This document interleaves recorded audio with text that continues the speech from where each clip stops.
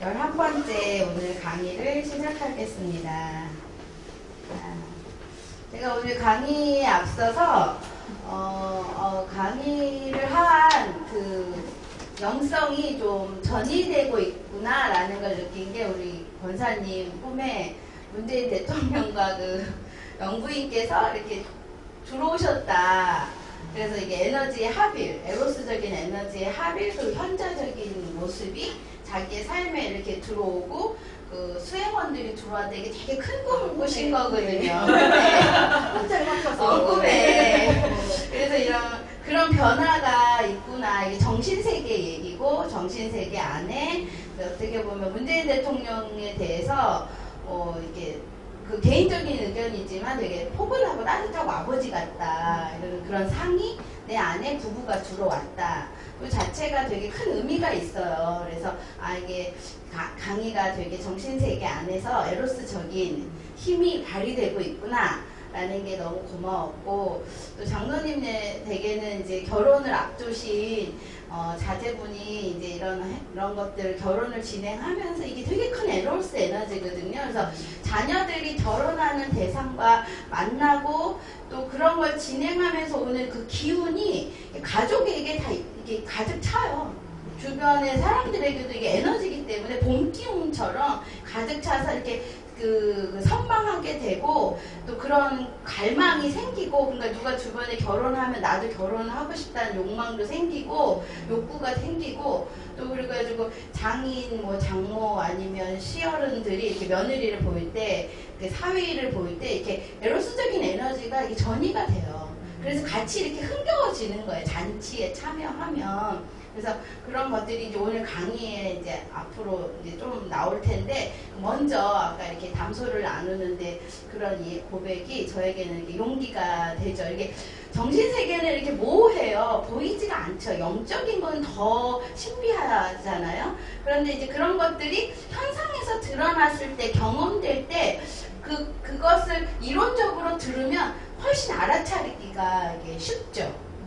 그래서 이렇게 봄이 되면 꽃이 피는데 그냥 피지 하지만 이게 따뜻한 기운과 이 말할 수 없는 신비적인 그 힘을 뭘로 설명할 수 있겠어요. 그래서 하나님의 나라는, 하나님은 속성 중에 무엇이 가장 강력하냐면 사랑이라고 하는 하나님의 속성이 가득하신 거예요. 그래서 우리를 창조하신 목적도 사랑 때문에 창조하신 거예요. 사랑할 대상 만나는 거고, 그래서 우리가 하나님 안에서 이 사랑을 어떻게 해석하느냐가 우리가 하나님의 속성을 잘 발현하고 살 수 있냐, 죄인임에도 불구하고 하나님의 속성인 이 사랑을 우리가 어떻게 해석하고 우리의 삶에 적용할 때 우리가 가득 차고 충만하게 살 수 있느냐가 오늘 이게 11회 강의인데, 어제 빼빼로데이라 빼빼로를 우리 쌍둥이가 줘서 먹었는데 난 생각을 못하고 안 먹어, 엄마 빼빼로 안 좋아해 이랬거든요. 성민이가 얼굴이 노래지는 거예요. 근데 조금 이따 성민이가 또 와가지고 쌍둥이가, 그러니까 둘째가 와가지고 또 주는 거예요. 그래서 이게 뭐지? 맞아. 그래서 나 좋아해. 근데 성민이는 벌써 얼굴이 노래져가지고, 쌍둥이 둘은 이렇게 늘 둘 안에 경쟁이 있어요. 그래서 오늘 이따 얘를 야곱을 들 텐데 그 둘 안에 이 역동이 하나님이 어떻게 이 둘 안에 있는 시기를 변화시켜서 사랑으로 변화시켜 갔느냐도 참 놀라운 메시지가 있죠. 근데 제가 그래서 빼빼로를 목사님 보고 다 먹으라고 제가 배가 나가지고 다 먹으라고 줬는데, 그만큼 이게 원래 부모와 자녀는 대면과 1대1의 관계여야 되는데 쌍둥이는 벌써 다면 관계가 되는 거예요. 1대. 그럼 반드시 시기와 질투라는 감정이 동반될 수밖에 없는 거죠. 그러니까 이 부모가 참 더 지혜로워야 되고, 알아차림이 없으면 갈등하게 만들고 시기하게 만들고 가인과 아벨처럼 증오하게 만들 수밖에 없어요. 그러니까 자녀를 이제 하나 낳는 건 외로워 보인다, 둘 낳죠. 이게 엄청난 용기인 거예요. 무식하면 이제 다 죽는 거야. 같이 알아차리고 가야 되는 거죠. 그래서 오늘 소년심리의 원형 중에서 지금 이제 우리가 연인, 관계와 감각의 원형이고 중독자와 무례한 연인이 되는 요 관계 안에서 지난번에 이제 한번 했고, 그림자적인 걸 했고, 오늘은 충만한 편안한 연인이 어떠한 삶의 일들을 일으키는지에 대한 이야기를 지금 하고 있어요. 연인의 원형은 아름다운 것과 연결되고 놀이와 과시를 담당하며 감각적 쾌락 속에서 자신을 소유하게 된다. 이게 어떤 의미냐면 이게 연인의 어떤 에너지가 오면 드러나게 되는 거예요. 이렇게 드러나게 되고 충만하게 되고 감출 수가 없는 거고, 놀이라고 하는 게 이게 쾌락 중추가 발현되는 거기 때문에 아이들이 게임 중독에 많이 빠지는데, 게임 중독에 왜 빠지냐면 우리가 이게 남녀 공학이 아니잖아요. 요즘은 좀 공학이지만 이렇게 그런 것들이 공부 때문에 차단되다 보니까 이게 연인의 에너지로 발전하지 않으니까 가상세계로 너무 이렇게 가는 거예요. 지난번에 말한 것처럼 마마보이가 되거나 몽상가가 된다는데, 마마보이가 되거나 몽상가가 되면은 뭐를 박탈당한 거냐면 그 어머니라고 하는 를 소유한 듯한 감정을 박탈되면서 일어나는 일이, 쾌락 중추가 게임이라고 하는 가상세계를 가니까 몽상가적인 게 훨씬 많아요. 요즘 그래서 젊은 애들이 연애 상담이 별로 없어요.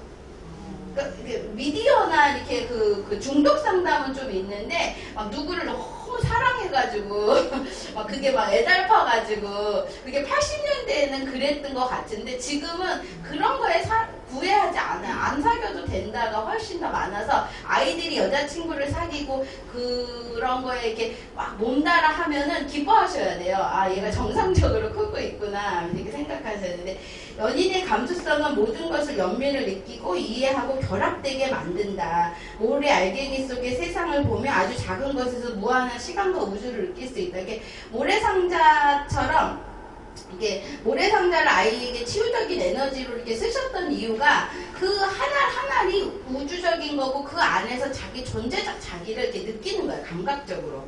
모래의 까칠까칠한 면에서. 근데 그런 것들이 이제 그리고 모래가 이렇게 모여있는 게 약간 집단 무의식이잖아요. 그런 것처럼 이렇게 연대하게 하는 것, 그리고 쌓게 하는 것, 응집하게 하는 이런 에너지들이 이렇게 발현 원형적으로 가지고 있어야 돼요. 근데 이제 우리가 집단 문화가 많이 와해가 되고 마을 문화가 붕괴되면서 그런 집단성이 없어요. 그러니까 그걸 어디서 많이 해요? 미디어, 가상세계 속에서 내통비디오, 여기서 저 유럽까지도 만나고 거기서 이렇게 같이 무언가를 해서 이겨내고 하다 보니까 현실 세계가 재미가 없는 거예요. 그러니까 꿈속에서 갈비를 뜯어먹는 것처럼 현실에서는 갈비가 뭐야, 뭐지, 피죽도 못 먹으니까 가상세계 안에서의 그 세계를 훨씬 갈망하게 돼요. 그럼 갈망한 그것을 현실로 내려오게 하는 거에는 올라간 것보다 더 큰 에너지가 필요하고, 그것을 땅에 발을 딛게 하는 데는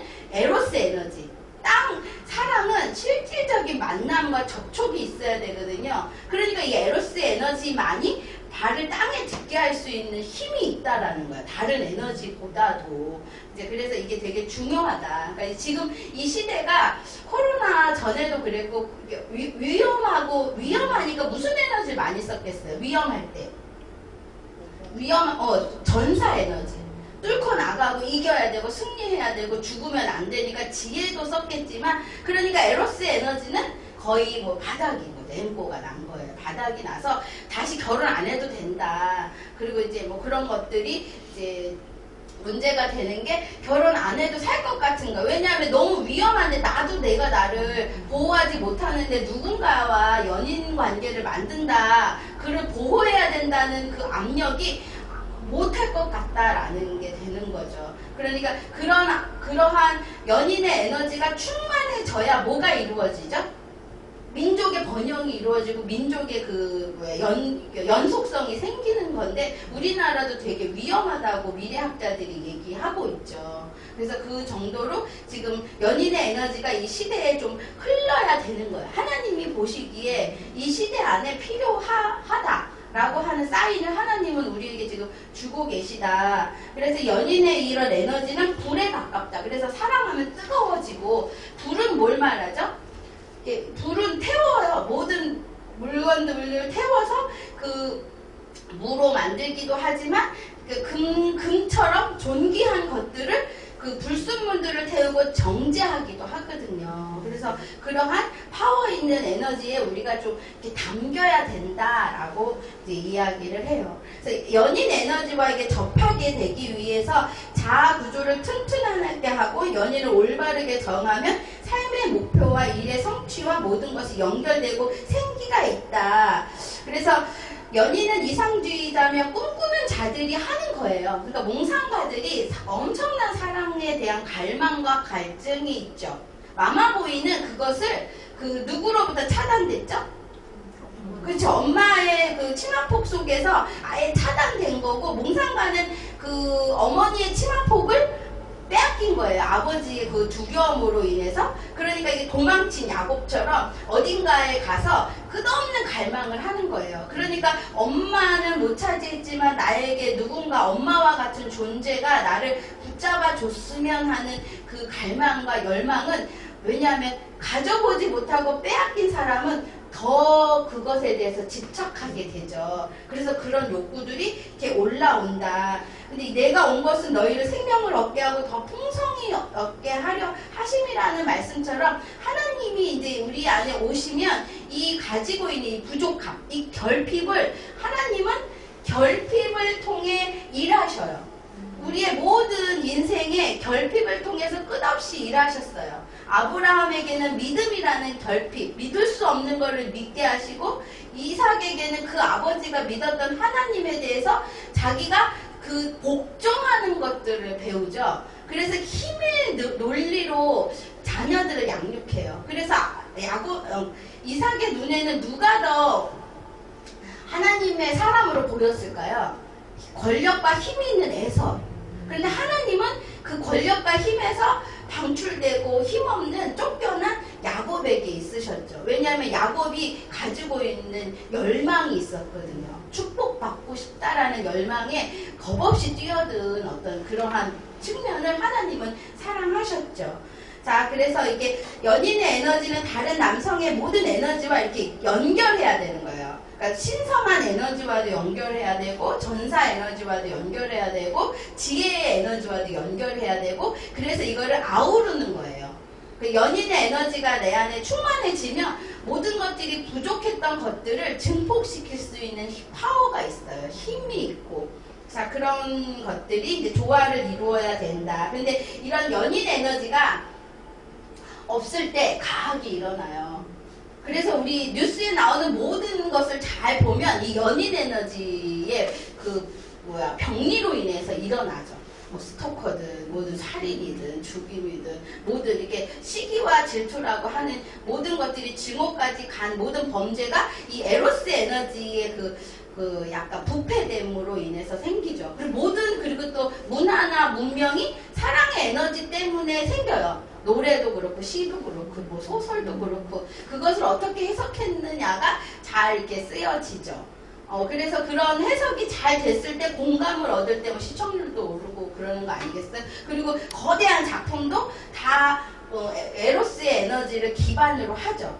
그래서 거기에는 더 큰 신과의 인간과의 사랑이 있겠고, 인간과 인간과의 사랑이 있고, 인간과 피조물과의 사랑이 어떻게 해석됐느냐에 따라서 다르죠. 그래서 연인과 다른 원형들과 우리는 이제 조화를 이루면서 거대한 연인을 맞이하는 준비를 해야 돼요. 그냥 내가 나이가 30이 됐으니 결혼해야지 이게 아니고, 내가 이러한 거대한 에너지들과 조화가 됐느냐. 그러면 연인의 에너지와 왕과 조화가 됐냐. 왕은 뭐라 그랬죠? 신성함이에요. 신성함. 신이 주신 그 자기의 그 신성함이 되어서 이것이 없으면 혼돈이죠. 그러니까 경계가 분명하고 내가 하나님 아래서의 나의 위치와 이런 것들이 잘 선정되어야 되고, 질서들이 되어야 되고, 창조적 에너지를 가지고 있는 그러한 에너지를 가져야 내가 이러한 왕의 에너지를 잘 사용할 수 있거든요. 그렇지 않으면 폭군이 되거나 겁장이 왕자가 되어 버리죠. 그래서 이런 겁장의 왕자를 하나님이 연인의 에너지를 통해서 불러내신 많은 우리 신앙의 용사들이 있잖아요. 성경에 나오죠. 자, 그 다음에 연인과 전사의 에너지 그죠? 연인의 에너지는 부정적이고 파괴적이고 꼼짝 못해서 올가맬 수 있는 것들을 이렇게 끊어내는 게 전사 에너지인 거예요. 뭐와의 전쟁인 거죠? 지금 우리가 계속 이 소년에서 남성으로 못 가는 이 올가미가 뭐라 그랬어요? 부모 중에 약간 모성이 잡아먹으려고 했거나 잡아먹혔던 경험이 있으면 뭘 한다는 거예요? 다시는 안 잡아먹히고 싶으니까 여자를 보면 도망을 간다는 거예요. 그러니까 엄마가 하도 이렇게 이제 아까 장로님이 어떤 병리가 왜 일어나느냐 물어보셨는데 이게 엄마들의 그 극한 잔소리와 거대한 사랑 때문에 그냥 엄마를 내가 박살내느니 내가 그냥 박살난다. 이게 자아분열이거든요. 그래가지고 그냥 나를 그냥 부숴버리는 거예요. 그러니까 내가 없는 거예요. 내가 없어야 누구 말을 잘 들어요. 엄마 말을 잘 들은 거야. 엄마가 야 이빨 닦아라 뭐 어째라 이게 아동기 해야 되는 일을 계속 하는 거야. 오늘은 잠바를 검정색으로 입어라 무슨 색을 입지 말아라 오늘은 양말을 뭘 신어라 계속 그 말을 들으려면은 내가 있어야 돼 없어야 돼요. 그러니까 나를 망가뜨리고 그 엄마라고 하는 그 거미줄에 걸려있는 그 먹잇감처럼 둥글둥글둥글 말려야 되는 거예요. 그게 거의 20살에 많이 발현이 돼서 16세부터 분노나 공격성이 외부로 나가야 되는데 나가지 못한 에너지를 나를 박살하느냐고 발병이 20세에 시작해서 30세에 많아요. 그래서 우리 지금 상담소에가 지금 그 청년들이 많이 오는데 제가 감사한 게 제가 왜 미래 그쪽에 그 작은 오피스텔을 왜 갔지? 왜 내가 거기가 그렇게 마음에 들었을까? 그냥 뭔가 하나님이 행한 거에는 이유가 있거든요. 그래도 내가 청년들이 오면서 답을 얻었어요. 자기들의 로망이래. 그러니까 제가 이제 내담자들이 이제 청년들이 많아지면서 그 친구들의 로망을 실현해 준 거예요. 그 친구들에게 대리로 소망을 들어준 거지. 엄마를 떠나 그 월세를 내면서 이제 자기가 돈을 모아 월세를 내면서 그렇게 거기서 자기만의 세계를 만드는 게 자기의 꿈인데 이제 일주일에 한두 번씩 와서 한 시간씩 놀다 가는 거잖아요. 꿈 얘기하고 마음 얘기하고 너무 행복하다는 거예요. 치유적이 되더라고요. 그래서 내가 그렇구나. 그래서 나는 그곳이 좋진 않아요. 왜냐, 이제, 그렇잖아요. 내 나이에는 조금 더 이렇게 좀 시야가 넓고 이러면 좋은데, 그런데 이제 그 친구들을 위해 제가 꿈에서 일본의 산시를 지키는 꿈을 꾸고 거기 계약했거든요. 그래서 약간 북이래란 말도 이 의미가 있더라고요. 백제 그런 말도 의미가 있는데 뭐 그렇게 과대 해석하고 싶지는 않은데 그곳에 가서 아이들을 맞이할 때 나는 일본으로 여행 가서 그 산시를 지키는 듯한 이제 그런 에너지를 가져가요. 그 동네가 친하진 않지만 그렇지만 산책로도 있고 제가 좋아하는 게 다 있어요. 이렇게 하늘도 이쁘고 먼 곳도 보이고 그래서 가는데 그 친구들에게는 로망인 거예요. 그래서 그 친구들이 거기 왔을 때 그 자기 마음을 그냥 오롯이 느끼는 그 자궁에 다시 들어갔다가 나온 것 같은 이런 그 기쁨을 느껴요. 그러면서 뭘 회복하는 거예요? 자기가 뭘 원하는지 자기감을 느끼는 거죠. 그래서 이런 전사적 에너지를 다시 복원하고 가는 거죠. 그럼 가면은 뭐를 할까 이 친구들이? 이제 전사 에너지를 가져갔으니까. 그죠? 우리 선생님이 엄마 그러지 말래 이제 이러는 거죠. 엄마 이제 내가 내 맘대로 입을 거야. 이게 날씨가 추워지니까 엄마가 두꺼운 잠바 줘도 괜찮아 이러고 오서저서 떨면서 이제 그럴 수 있는 힘이 생기는 거죠. 노라고 말할 수 있는 내가 알아서 한다. 그래서 늦잠을 자는 거예요 이 친구가. 그래서 이제 9시 10시면 일어나야 되고 새벽에 일어나서 뭘 해야 되는데 10시까지도 자고 11시까지도 12시까지도 자고 그래서 제가 12시에서 2시 사이에는 일어나 해를 봐야 된다. 그렇지 않으면 수면 장애가 온다. 그러니까 알았다고 이제 그렇게 하죠.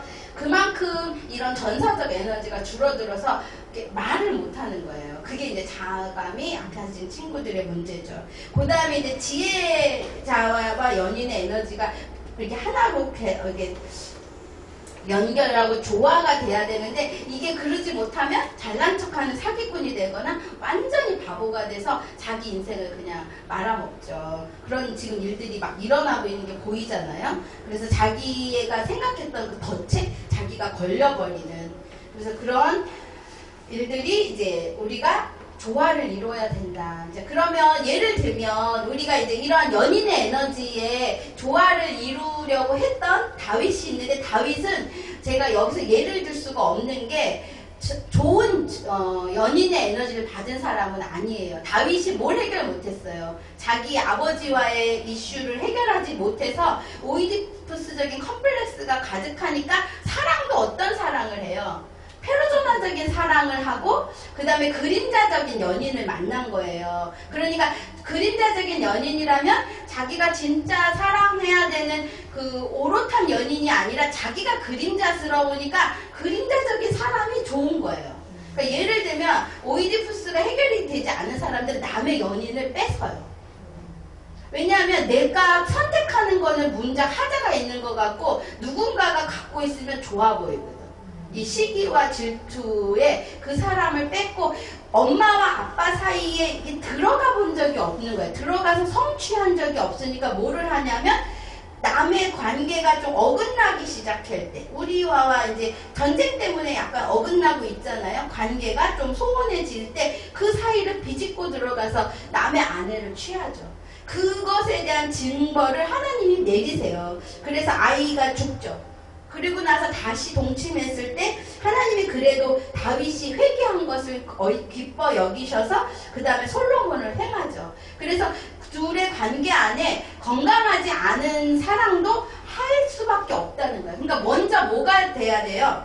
자기 치유가 돼야 건강한 사랑을 할 수가 있는 거죠. 그러니까 우리 아이들이 그 자기 치유, 자기 부모와의 관계 안에서 새로운 관계가 하나님 앞에서 정리가 되지 않으면 이런 해로운 사랑도 할 수밖에 없어요. 다윗과 같이 위대한 용사도 그렇게 살아내니까.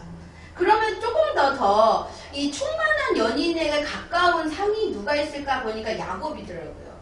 야곱은 뱃속에서부터 시기와 질투로 엄청난 전쟁을 치른 사람이에요. 형의 발뒤꿈치를 붙잡고 오면서 생애 집착을 보인 친구거든요. 아니 친구를.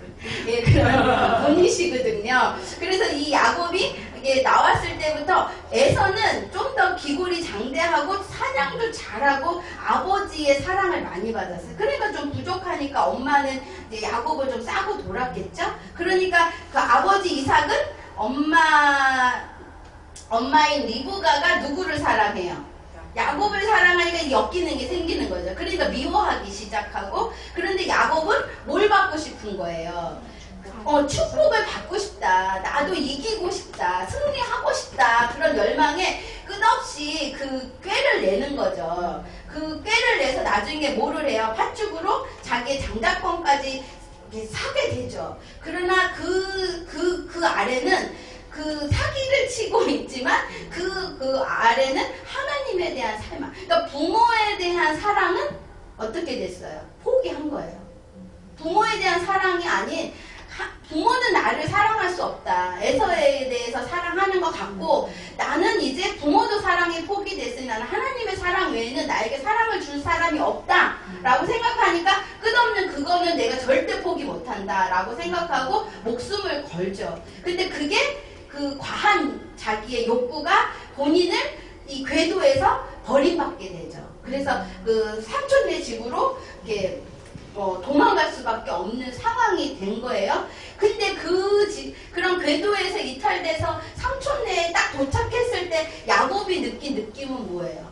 그나마 잡았던 엄마의 치마자락도 놓친 거죠.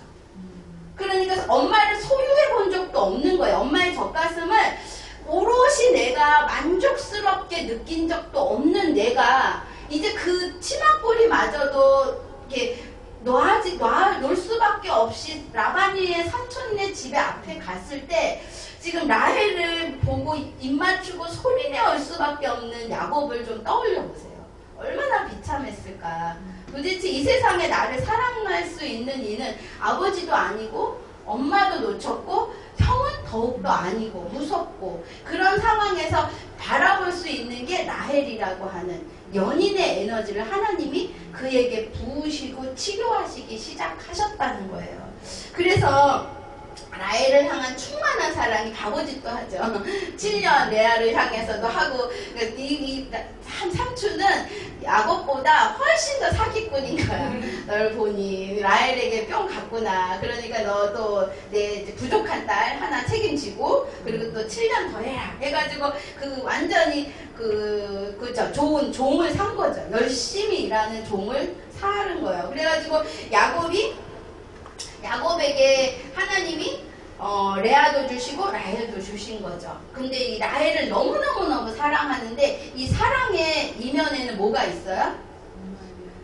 시기감이 따라오는데 처음에는 레아가 그 시기하는 마음이 있었겠죠. 근데 라헬은 자기만을 야곱이 사랑해야 되는데 레아이며 또 실바며 비라며 뭐 계속 주변의 여자들이 계속 야곱을 향한 그러니까 사랑하고 있는 이 관계가 오롯이 지켜지기에는 너무나 많은 주변의 환경들이 있는 거예요. 근데 그것에 요동하지 않고 계속 라헬을 사랑하는 그 사랑이 하나님은 뭘 충만하게 하셨죠? 야곱에게 특별히 축복하신 게 자녀들을 주신 거예요. 계속 그 시기감에 낳고 또 낳고 또 자기 할녀들을 통해 또 낳고 해서 12명이라고 하는 아들을 주신 하나님의 놀라운 축복이 있어요. 이 시기와 질투도 하나님이 쓰실 때는 파괴되는 에너지가 아니라 생명을 생산하는 에너지로 쓰셨다는 거예요.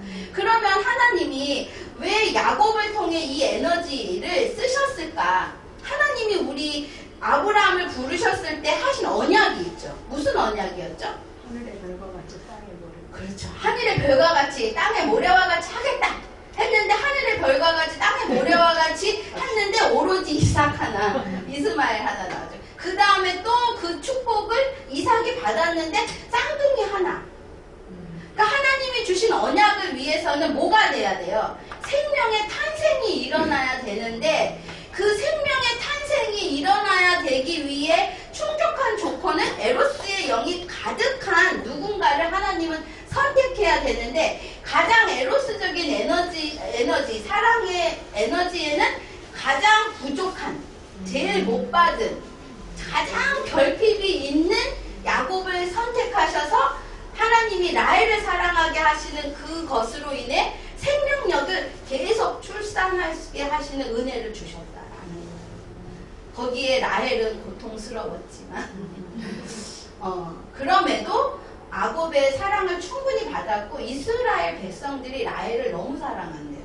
이 에로스적인 에너지. 그래서 성경 어디 제가 지나가면서 본 건데 지난번 강의에서도 한 것 같아요. 그 라헬을 매년 기린대. 다른 여인들을 어머니를 기리는 게 아니라 그러니까 좋은 어머니 상인 거예요. 그러니까 남편의 사랑을 받고 그런 에너지를 가지고 이렇게 살아낸 거. 그러면 왜 그럼 라헬을 왜 축복하셨다라고 할까? 보니까 이 요셉이라고 하는 자녀를 담기 위해서는 이 영웅을 만들기 위해서는 하나님은 큰 고난과 시련과 가득한 에너지 헤아릴 수 없는 가득한 에너지와 많은 시간을 들여야 영웅이 탄생을 해요. 그러면 이렇게 큰 민족을 만들기 위해 12지파를 만들기 위해 야곱의 고난을 하나님이 기꺼이 사용하셨다면 그 아들인 요셉을 오랫동안 시간 걸려 낳았고 요셉이 태어나자마자 뭘 결정하죠? 야곱이? 나 아버지 집으로 가겠다. 내가 떠나온 그 고향으로 가겠다. 다시 궤도로 들어가겠다는 선언을 해요. 그래서 다시 갈 수 있는 준비를 해요. 뭐를 준비해요? 소유를 막 늘리는 거야. 이제 막 부자가 돼서 이게 조증 강박 같아. 막 벌고 또 벌고 모든 꾀를 내서 내가 형에게도 그 값을 치르고 아버지에게 떳떳한 아들로 가겠다. 근데 그게 소용이 없었어요. 그런데도 야곱은 너무 연약하고 빈약하고 버림받고 늘 이렇게 사랑을 못 받았던 경험 때문에 어떻게 사랑을 받아야 되는지 모르니까 남들이 원하는 걸 다 하는 거예요. 그래가지고 이제 막 자녀들 보내고 소떼 보내고 양떼 보내고 다 보내고 나중에 이제 그 야복강가에서 하나님과 씨름하게 되죠. 근데 하나님이 가졌던 야곱의 가장 연약한 에로스적인 에너지를 통해 12지파를 만드셨다. 그 12지파를 번영케 하시려고 요셉을 탄생시키시고 요셉을 통해 애굽에서 총리로 다스리게 하시고 7년의 풍년과 7년의 기근을 다스림으로 그 민족 이스라엘뿐만 아니라 온 유대와 열방들을 보존케 하셨다라고 하는 그 영웅을 그 세대에 복으로 주셨다. 그래서 라헬이 복되다 한다라는 거죠. 이 에로스적인 에너지를 참 연구하면 재밌을 것 같아요. 그럼에도 아까 얘기했지만 거기에는 그냥 사랑만 있지 않고 뭐가 있었냐면 시기와 질투와 증오가 있었다라는 거야. 그것을 이 죄를 인간이 갖고 있는 죄, 야곱이 갖고 있는 결핍을 하나님은 사용하신다. 근데 이 시기와 질투와 이 증오 요 지금 이 파트는 제가 요번에 학회를 갔어요. 현대 정신분석 연구소 학회를 갔는데 멜라니 클라이닝의 시기에 대해서 되게 연구를 많이 하신 분이에요. 그래서 이분은 자기 딸이 자기를 미워하는 거는 근원적인 시기감이라고 툭 쳐내는데 이 근원적인 시기감이라는 말이 되게 재밌어요. 그게 뭐냐면 아이들이 응애응애 울어요. 그럼 엄마가 젖을 주잖아요. 그럼 젖이 부족해. 그럼 젖이 부족할 때 아이는 생각한다는 거예요. 이 녀석이 너무 얄미운 생각을 하는데 엄마 지가 저 다 먹고 나한테 쬐끔 남겨줬다라고 생각을 한대요. 걔가 그래서 엄마를 미워한다는 거예요. 그 시기감에. 그래가지고 엄마 젖꼭지도 막 깨물고 저 더 달라고 한다는 거예요. 젖이 부족하는 이유가 엄마가 지가 다 먹어서라고 한다는 거예요. 근데 야곱을 보면 에서가 다 먹었겠죠. 그러니까 야곱은 누구를 미워해? 엄마도 미워하고 에서도 미워하고. 그러니까 이 근원적인 시기감에 쩔어 있는 게 야곱이라는 거예요. 그래서 우리가 성환이가 더 작게 태어났는데 훨씬 커요. 다행히 나는 젖을 4개월뿐이 못 먹였어요. 젖이 안 나오는 거예요. 이게 그랬더니 의사가 빨리 바꾸라고 애들 이러다 병 생긴다고 그래서 젖을 바꿨어요. 그러니까 성환이가 조금 더 많이 먹었어요. 그 욕구 불만에. 걔가 작게 태어난 이유가 있겠죠. 그러니까 지금도 뭐든 먼저 줘야만 되는 게 있어요. 그러지 않으면 그 욕구 불만에 누가 괴로워요? 성인이가 괴로운 거야. 그래서 이제 그런 게 있는데 그런 것처럼 이게 발달 초기에 이 시기감은 생겨 있다는 거예요. 만들어진 게 아니라 생겨버려져 있어서 이 시기감을 잘 다루지 않으면 증오까지 되고 가인과 아벨은 이 시기감을 잘 다루지 않아서 어디까지 갔어요? 아벨을 죽이고 이게 나그네가 되었죠. 그래서 이 시기감 때문에 가인의 후손들은 문화적으로 사회적으로 뭐든지 이렇게 뛰어나요. 그 자손들이 보면은 되게 그 문화적으로 뛰어난 자손들이 막 만들어졌다 하잖아요. 그런 것처럼 이 시기와 질투는 잘 활용하면 되게 큰 동력이 되는 거예요. 자, 그럴 수 있다. 그래서 이 시기감은 그러니까 좋은 엄마, 젖을 주는 좋은 엄마의 좋은 것을 따라가려고 하질 않고 파괴하고 싶은 욕구 때문에 생기는 감정이라는 거예요. 근데 이제 시기와 또 질투는 또 다른데 시기는 그럼 엄마와 둘과의 관계라면 질투는 동생이나 누군가가 태어나 이 엄마의 젖가슴이 다 내 건 줄 알았어. 그런데 누가 있어요? 다른 아이가 있는 거죠. 그래서 내 것을 빼앗긴 감정과 빼앗길 것 같은 감정 때문에 둘째가 그 오빠나 형에 대한 질투감이 훨씬 많아요. 내 것을 빼앗으려고 하는 거예요. 오빠가 한번 먹고 나면 다 비거든. 그러니까 그렇지 않으려고 막 엄마한테 더 예쁜 짓 하고 말 더 잘 듣고 그냥 말썽도 안 피우고 네네네네 하고 그게 그 둘째가 영리하다는데 그게 아니라 이 질투감 때문에 훨씬 말을 잘 듣는 거예요. 그러니까 첫째는 약간 멍청해. 이제 그러니까 그래서 이 삼자 관계 안에서 좀 생긴다라고 해요. 그래서 이 질투와 시기가 융합이 돼서 우리는 그 오이디푸스라고 하는 엄청난 엄마 아빠와의 분리되는 그 시기를 잘 지나가야 돼요. 그러니까 엄마 아빠가 너그럽지 않으면 여기에 계속 땔감을 대는 거예요. 경쟁시키고 아우 오빠가 더 낫더라 아유 뭐 동생이 더 이뻐 이런 말로 이 얘네들이 갖고 있는 그렇지 않아도 이 불타는 이거를 증오까지 가게 해서 얘 마음 안에 있는 아벨들을 죽인다는 거예요. 하나님에 대한 예배자로서의 감정들을 이 죄책을 심어주게 한다. 그래서 건강한 오이디푸스는 이 질투심을 더 선명하게 드러나게 돼서 갈망과 욕망을 더 키워서 성장하게 하는 거예요. 그러니까 우리 안에 있는 죄가 다 나쁘다라고 보지 않고 이 죄도 사용하시는 그 선하신 하나님을 바라봐야 된다. 그런데 이 오이디푸스의 그 잘못된 사랑이 이제 파멸로 가는 거예요. 이게 막 뒤엉키다 보면은 이제 질투나 증오까지 가는 거죠. 죽이고 싶다는 욕망까지. 그래서 이 극복하기 위해 멜라니 클라인이라고 하는 사람들은 좋은 경험을 해야 된다. 그런데 야곱을 보세요. 좋은 경험이 됐나요? 좋은 경험을 해야 그 벗어났던 궤도에서 다시 이 땅으로 오는데 좋은 엄마, 좋은 아버지, 좋은 형제가 될 거다라고 생각하는 순간 이것은 이루어지지 않는 허상이 돼버리는 거예요. 그러니까 뭐를 해야 되는 거예요? 좋은 엄마도 없고 좋은 아빠도 없고 좋은 형제도 없다. 다 버려야 뭐가 와요? 그쵸? 나를 좋은 대상이 돼줄 수 있는 존재는 하나님뿐이 없다.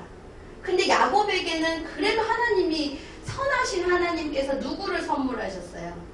라헬을 통해 라헬의 그 시기와 질투가 야곱을 향해서만 불타게 한 거예요. 그러니까 야곱이 인생에서 라헬만큼 어여쁜 사람이 있었을까 없었을까요? 자기가 바라던 대상인데 자기만을 막 좋아해. 막 시기해서 막 그러니까 야곱이 분노하여도 있더라고요. 하나님이 그러신 거지 내가 어떻게 하느냐 막 이러는데 그 정도로 그 한 대상이 자기에게 집중해 준 이 좋은 대상의 관계가 야곱을 어디로 가고 싶어 하는 거예요? 자기 아버지 집. 아버지 집. 너무 아버지 집으로 가고 싶다. 요셉이 태어나자마자 난 갈 거다 하고 이제 채비를 하는 거예요. 사기꾼적인 면모를 해가지고 돈을 벌면서. 그게 우리 아버지 집으로 가요. 여러분도 이제 엄마에 대한 이상화, 아버지에 대한 이상화, 형제들이 나를 사랑할 거라고 하는 걸 포기하세요. 나를 사랑해 줄 수 있는 존재는 오직 하나님뿐이 없다.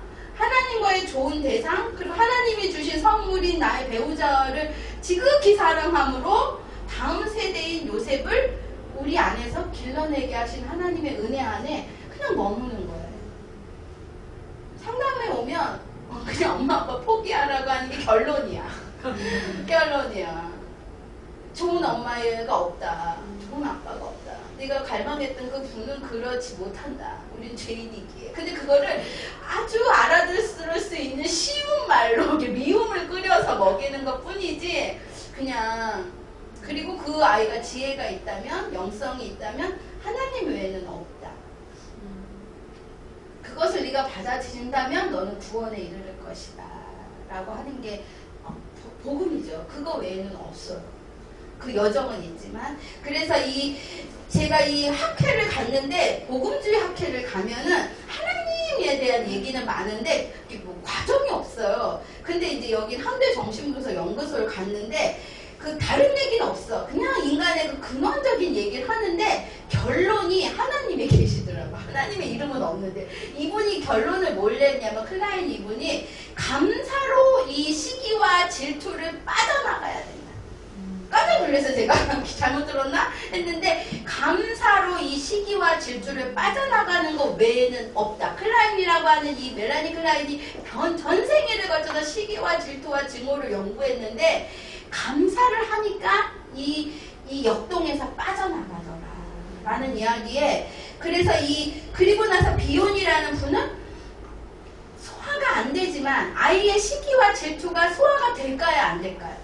내가 최선을 다해 기르는데 자꾸 오빠만 사랑한다, 내 동생만 사랑한다 이러는 거에 내가 소화가 될까요 안 될까요? 안 된다는 거예요. 그냥 담아내주라. 그냥 담아내주고 그랬구나. 빼빼로 미안하다. 담아내주면 그 아이 안에 있는 하나님께서 일하시더라. 그래서 그냥 담아내므로 엄마 아빠가 소화해주는 그것의 그 창조적인 힘이 아이에게 담김으로 아이가 이 시기와 질투를 이겨내는 힘을 전이 받더라 라는 거예요. 그러니까 우리 안에 있는 걸로는 담을 수가 있을까요? 없을까요? 내가 애 5인데 담을 수가 있을까요? 없을까요? 생선 한 토막도 어떤 게 큰가? 큰 거는 누구한테 주나? 이렇게 쳐다보고 있는 애들에게 내가 뭘 할 수 있겠어요? 그러니까 그냥 하나님의 은혜 외에는 없다. 자기 포기를 하고 담아내 준다라는 거죠. 그래서 하나님과 이제 부모도 못 이기고 엄마도 못 차지하고 아버지도 못하고 에서의 형도 못 차지해서 아무도 이기지 못했던 야곱이 누구를 이겼죠? 천사? 그렇죠. 하나님을 이겼어요. 하나님을 이김으로 뭐가 된 거죠? 야곱은? 이스라엘. 그렇죠. 다 맞은 거예요. 다 맞은 거. 이스라엘이라고 하는 새로운 이름을 주면서 하나님 그분이 야곱의 그 결핍을 담아주셨어요. 그러므로 야곱이 어디로 갈 수 있었어요? 자신의 원래 궤도, 벗어났던 그 궤도로 돌아갈 수 있는 힘을 하나님이 주셨다라는. 자, 그 날이 세려할 때 당신이 내게 축복하지 않으면 부들부들 떠는 게 느껴지죠? 가지 아니하겠다. 그런데 내 이름이 뭐냐 했을 때 야곱이니 네 이스라엘이라 되게 하리라. 그리고 이제 야곱을 축복하셨다. 그래서 하나님이 야곱이 분이엘이라 부르며 하나님과 대면하여 보았으나 내 생명이 보존됐다 라고 하는 하나님을 이겼다. 그러니까 이제 아버지를 못 이겼던 자신의 결핍, 엄마를 차지하지도 못했던 형에게 도망칠 수밖에 없는 존재적 미학을 하나님이 한 방에 해결해 주신 거죠. 하나님은 우리가 하나님을 이기도록 두시는 분이세요. 우리가 늘 금요철에 와서 기도하죠. 그 많은 기도에 하나님이 우리의 기도를 왜 들어주실까요? 우리의 기도가 너무 은혜로워서? 아니죠. 우리를 그냥 져주시는 거예요. 우리에게 져주시고 우리에게 새로운 이스라엘이라는 이름을 주시고 다시 아침 해가 뜨도록 하시는 이 하나님과 우리는 우리의 삶을 겨루며 가야 되는 거죠. 복종하며 가야 되는 게 이 에로스의 에너지를 가진 하나님의 야곱을 12지파로 만드신 여러분을 통해 12지파를 만드실 것이고 요셉을 탄생시키려고 하나님의 그 거대한 하나님의 부르심 앞에 여러분이 응답하는 것은 하나님과 겨루어 이겨내는 이기게 하신 하나님을 찬송하는 거죠. 자, 우리 하나님 앞에서 야곱처럼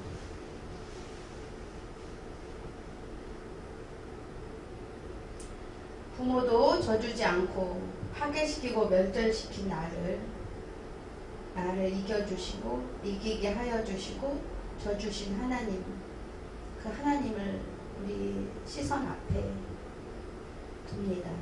눈을 감고 하나님을 느껴봅시다. 하나님이 내게 축복하지 아니하면 가지 아니하겠사옵나이다.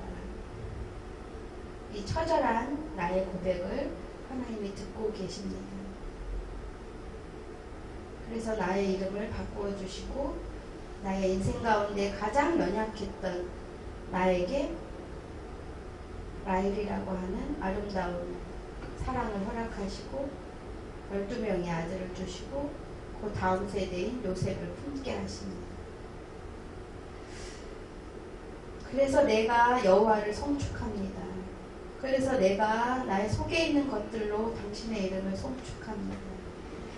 당신의 모든 은택을 잊지 않겠습니다. 그리함으로 내 모든 죄악을 용서하셨으며 그리함으로 내 혼이 내 모든 병을 고쳐주셨으며 내 생명을 파멸해서 속량하셨고 인자와 긍휼로 나에게 관을 씌우신 하나님을 송축하겠습니다. 좋은 것으로 내 소원을 만족해 하시며 다시 내 청춘을 독수리같이 새롭게 하신 하나님을 송축하겠습니다. 하나님, 우리의 싸움이 혈과 육이 아닌 악한 영들을 상대함임을 압니다. 그러기 위해 하나님의 전신갑주를 취하기 위해 오늘 우리가 하나님 앞에 섰습니다. 우리의 모든 것들을 우리의 연약을, 우리의 시기와 질투와 증오까지도 하나님이 사용하셔서 우리의 미래를 위한 우리의 변화를 촉구하시니 주님 감사합니다. 그 하나님이 나의 아버지시고 내가 하나님으로부터 벗어나 먼 곳을 떠돌 때에도 다시 이곳에 서게 하신 하나님의 은혜임을 기억합니다. 그 하나님을 송축합니다. 예수님의 이름으로 기도합니다. 아멘.